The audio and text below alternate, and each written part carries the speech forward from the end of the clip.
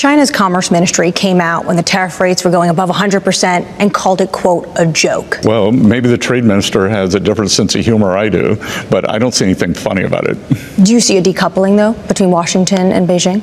There doesn't have to be. When you're in these negotiations with trading partners, are you looking for them to offer up something to combat Beijing? Well, I think combat's an aggressive word. China is both our biggest economic competitor and our biggest military rival. So that's going to require a special kind of formula. So you've come here at a time when the IMF has just announced this $20 billion agreement with Argentina, but we haven't seen a Treasury Secretary come to Argentina since Trump's first administration, and that was for a G20. So why the emphasis from the Trump administration on Argentina? Well, Anne-Marie, a couple of reasons. The reason for being here today is today's a fulcrum day. So the Milei administration has done 3 adjustments, and this marks the beginning of the 3rd one. So they did a large fiscal adjustment, a large monetary adjustment, and they're doing they announced on Friday a large currency adjustment. IMF has allocated $20 billion to them. The World Bank has allocated $12 billion, and I wanted to come here today to show support for President Milei and his commitment to what I think is historic in terms of bringing Argentina back from the precipice. When it comes to the trade negotiations, I'm sure you spoke with President Milei about the 10% rate that Argentina was hit with. Do you think at some point that can come down to 0? Look, I think we're going to start the negotiations, and just like with everyone else, I'm telling them, bring your A game, we'll see what you got, and we'll go from there. Can any country go to 0? We'll see. I don't know what's going to happen with the negotiations, because we've got a whole box of things we've got to overcome: tariff, non-tariff trade barriers, currency manipulation, and subsidization of labor and facilities. So there's a big menu there. There's been an early focus on Latin America writ large from the Trump administration in the first 100 days. Is Latin America policy also, in a sense, China policy for this administration? Well, I think that might be a good description, because what we are trying to keep from happening is what has happened on the African continent, where China has signed a number of these kind of rapacious deals marked as aid, where they are really, they've taken mineral rights, they've added huge amounts of debt onto these countries' balance sheets. It's undisclosed to any of the other international organizations. They've got tolling arrangements. So they're guaranteeing that future generations are going to be poor and without resources, and we don't want that to happen any more than it already has in Latin America.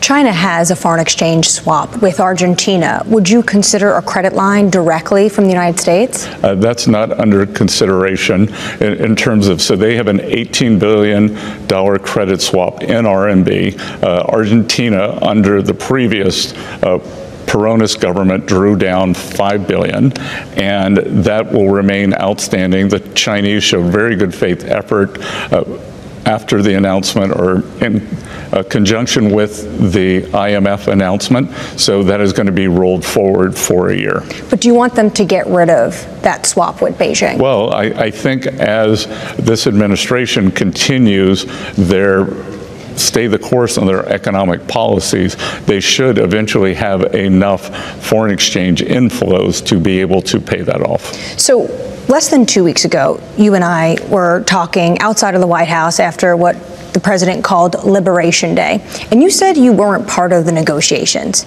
Now you're leading them. What's changed in these past 12 days? No. What I said was I didn't construct the actual tariff rates. The tariff rates. I've always been part of the tariff policy. I had been focusing on tax. Maybe you want to talk about that later. That's going very well. And now with the trade negotiations, I'm going to be part of that. And the president has hit a 90-day pause button. And and we are moving quickly with many of our most important trading partners. So we had Vietnam in last week. We had Japanese in on Wednesday, South Korea next week. So it's going to move fast. And but the important thing for your viewers to know is we're setting up a process, and we are going to run that process. It's going to be orderly, and at the end of the day, especially for the most important trading partners, the president's going to be involved. So when it comes to the current negotiations this week, you're also sitting down again with the Spanish negotiating team, the Japanese negotiating team, and also the Spanish economy minister? Well, the Spanish economics minister was just a prearranged meeting. He and I have never met. So that is not a trade sit-down. The Japanese meeting is a trade negotiation. The Japanese prime minister recently said he's not going to rush to get a compromise and a negotiation. How quickly do you think you can see these deals come to fruition? Well, again, I think there will be advantage to our allies, especially in a first mover advantage. Usually the first person who makes the deal gets the best deal. So who do you think will be first? It's their choice. Is there a handful of countries that you expect to have a deal before the 90 days is up?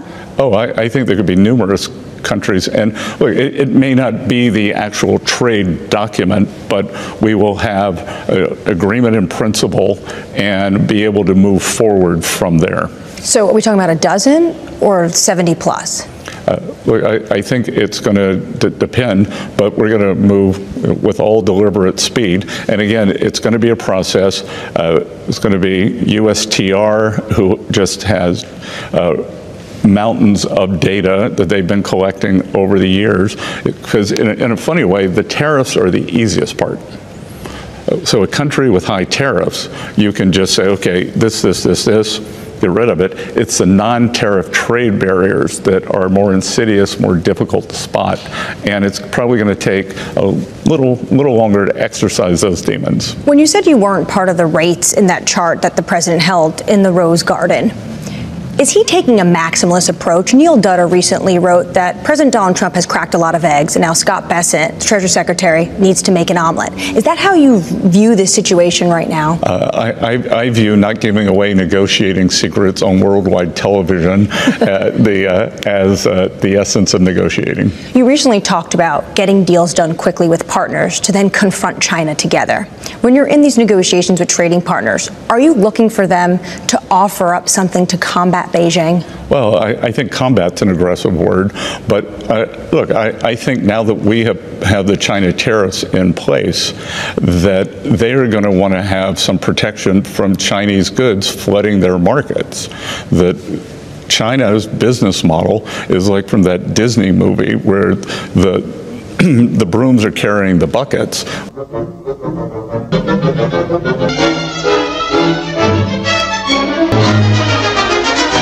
Like they're not going to stop manufacturing because the U.S. has a tariff wall up, so those goods are going to go somewhere. Where do you think they're going to dump? Well, I think it depends on the good. We have exemptions now, though, for electronics, so we still expect electronics to come into the United States with the smaller tariff rate, the fentanyl, 20%. But you were asking where are they going to dump. I think it will depend on what is the good. You know, higher value-added manufacturing goods, likely in Europe, Canada, in the G7, and then kind of more of the baubles and knickknacks in the global South. China's Commerce Ministry came out when the tariff rates were going above 100% and called it, quote, a joke. Has there been negotiations on any level between Beijing and Washington right now? Well, look, it'll come from the top. President Trump, Chairman Xi have a very good relationship.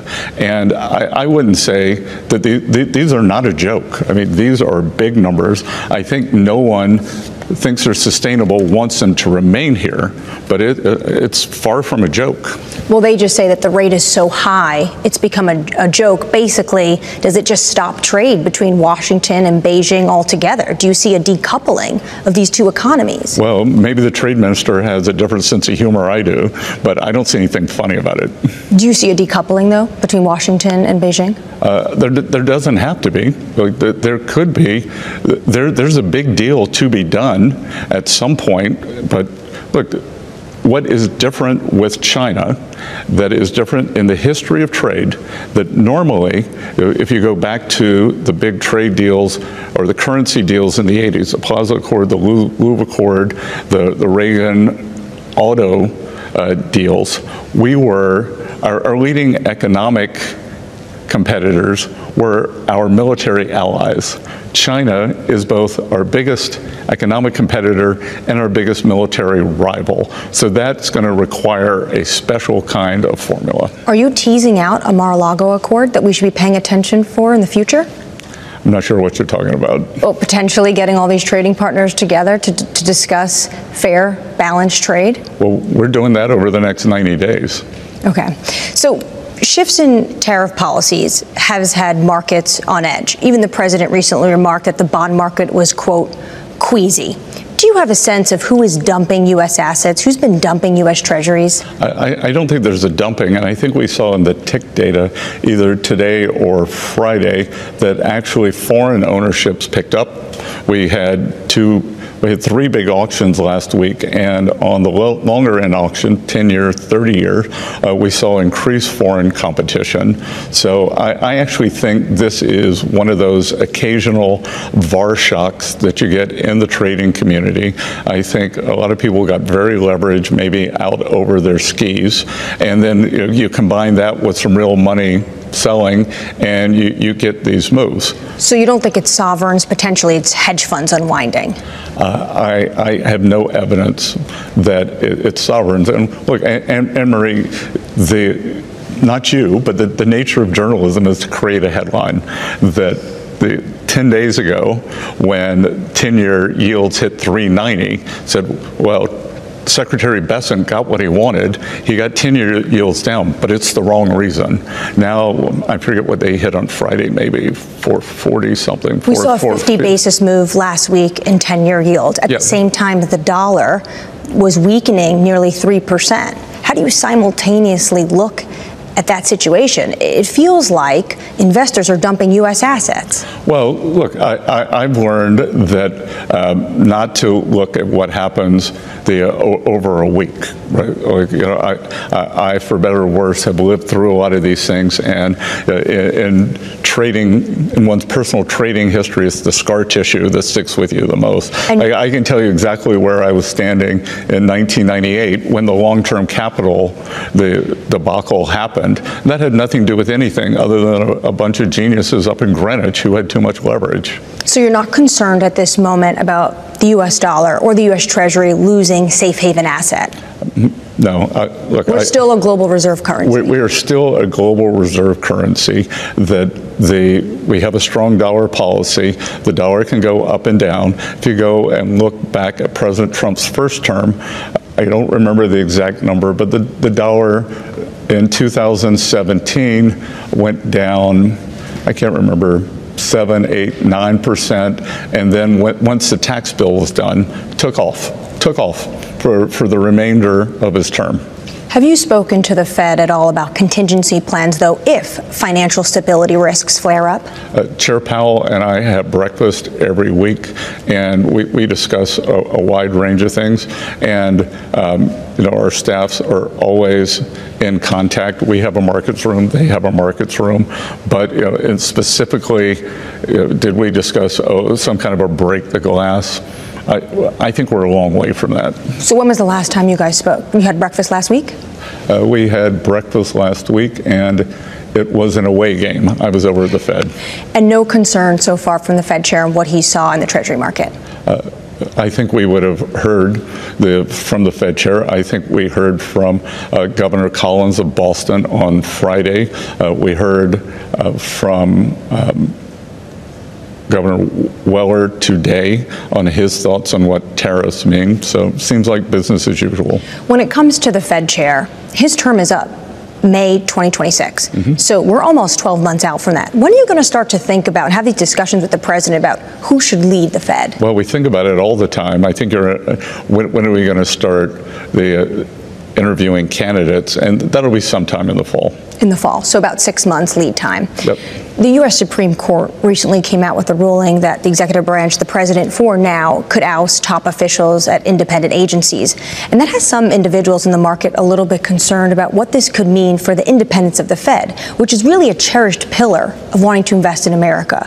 Do you have any concern about potentially President Trump ousting Fed Chair Jay Powell or the independence of the Fed? Well, and Marie, I've repeatedly said the Fed has two duties, and I believe that monetary policy is a jewel box that's got to be preserved, and then they have regulatory policies, and I think we can have more of a discussion because the Fed is one among three bank regulators. There's the Fed, controller of the currency, and the FDIC. So I think it's very easy to delineate between those two.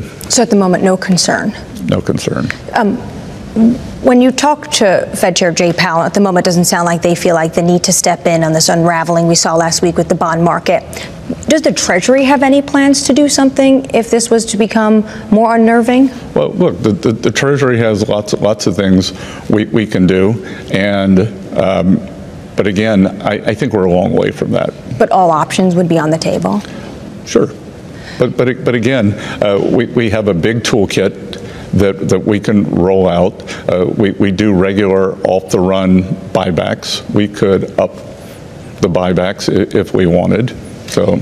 Just finally, I want to get your thoughts on something you told me, John, and Lisa in February, which was that in your old world, you would be that person with your ear against the door trying to understand what policymakers were doing so then you could predict where financial markets would go. In this moment where we hear from top executives constantly, today it was the Goldman Sachs CEO, last week it was JB Diamond, and there's uncertainty, especially around tariff policy. What advice would you be giving to your old self? To look at the whole policy because, again, not you, but others in the media can pick one factor. So right now it's tariff, but we have you mentioned we have tax coming up. We have deregulation. So it's a the leg stool, and I would try to think about what's happening. The tariff sequencing was always going to be first. The tax bill is going very well, and I think I've been pleasantly surprised at how quickly that's moving along. And then deregulation from our area on the financial side and in the rest of the economy, that takes a little longer, but that will start kicking in September, October, in the fall, and those are going to be very powerful. I believe you described as a three-leg tool, and right now everyone is focused on one part of that leg, and that's the tariffs, as you say. But when it comes to the tax cuts, right now what the market is expecting and what could get done in Congress based on how slim the majority is for the Republicans is just an extension of current policy. I think that's wrong. I think that the underreported story in the media, the story that's fun to report, doesn't get reported enough, is the Democratic chaos, but the underreported story is the remarkable Republican unity led by President Trump. Speaker Johnson, on first try, got instructions out of the House for the budget. He passed a clean CR first try. Leader Thune pinged it back to the House very quickly with their instructions, and I had something along with Kevin Hassett, had an NEC chair called the Big Six, which also includes Leader Thune, Speaker Johnson, Senator Crapo, Committee Chair Jason Smith, and everyone's very aligned, and there's going to be a lot more bells and whistles other than just changing the date on TCJA. So your pitch right now to financial market participants, to consumers, is you need to see the entire picture. Well, you need to see the entire picture, and as President Trump said the other day, stay cool. It was my message when I was out with you on April 2nd. It was to the countries. These are maximum rates, so you ask if it was a maximal strategy. If you don't elevate, this is your maximum rate. So don't elevate. You have, in markets, the upside barrier. You don't have unlimited risk. And then come to us, and we will negotiate in good faith. Can you guarantee clarity in 90 days? I think clarity is through the eye of the beholder, but I can guarantee you that we're going to run a robust process, and I think the market can take great comfort in that. So maybe some of that uncertainty starting to evaporate. Yeah, if we measure uncertainty by the VIX, I think that the VIX, I don't want to make market calls, but I think that the VIX spiked and is likely peaked.